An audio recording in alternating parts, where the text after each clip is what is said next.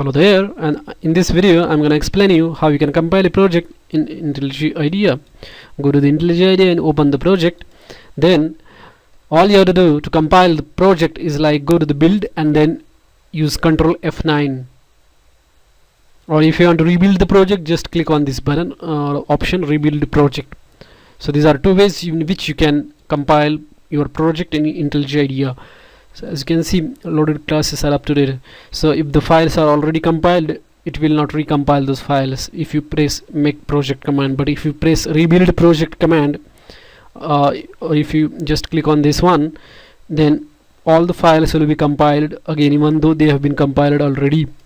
So as you can see, it has started compiling the project. It has also cleaned the output directory, and it has started compiling and parsing this for all the files from this project. So this is how you can compile the files in project in intellij IDEA. If you like this video, you can just thumbs up. Thank you.